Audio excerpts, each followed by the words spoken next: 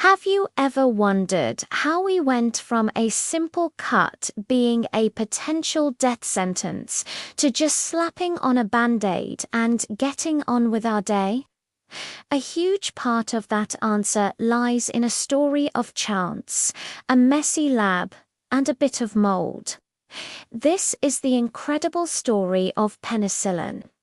Our story begins in 1928 with a Scottish scientist named Alexander Fleming. Now, Fleming wasn't exactly known for his tidiness. In fact, his lab was notoriously messy. One day, before leaving for a 2-week vacation, he left a stack of petri dishes with Staphylococcus bacteria on his workbench. When he got back, he noticed something strange.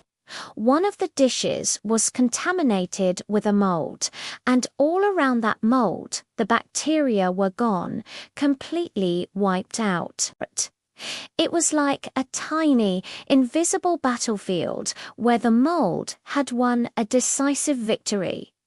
Fleming was intrigued.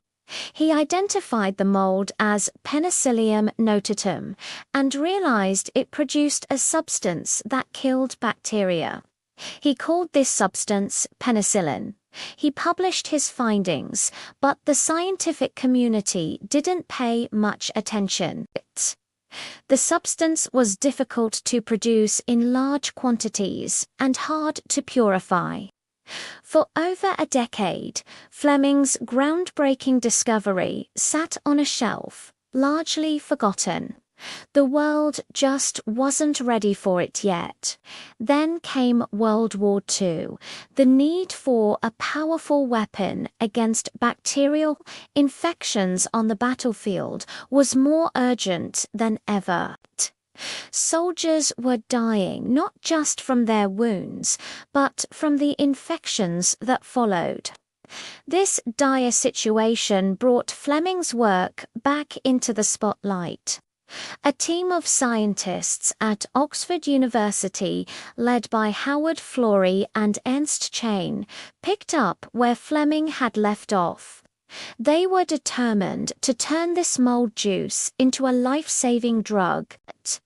Their work was incredibly difficult. They started by growing the mold in anything they could find, bedpans, milk churns, you name it. They needed to produce enough penicillin to test it.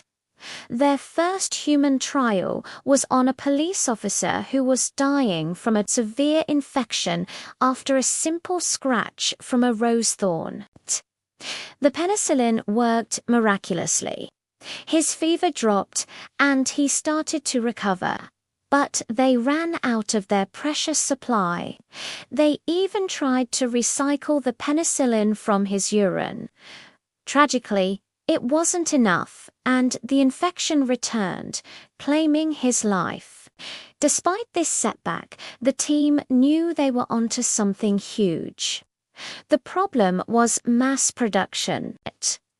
Britain was in the thick of the war and lacked the resources. So Florey and Chain took their mission to the United States. They collaborated with American scientists and pharmaceutical companies, and soon a massive effort was underway.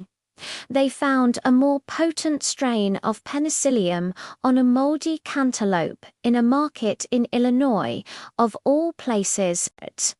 This discovery was a game changer, allowing for much greater yields.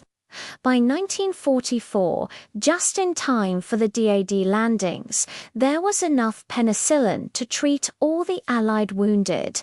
It saved countless lives and truly changed the course of the war and modern medicine forever. In 1945, Alexander Fleming, Howard Florey, and Ernst Chain were jointly awarded the Nobel Prize for their incredible work. From a messy lab bench to a global medical revolution, the story of penicillin is a powerful reminder of how curiosity, perseverance, and a little bit of luck can change the world. It ushered in the age of antibiotics and has saved hundreds of millions of lives since. Thanks so much for watching. If you found this story as fascinating as I do, be sure to hit that like button. And subscribe for more incredible stories from the history of science. See you in the next video.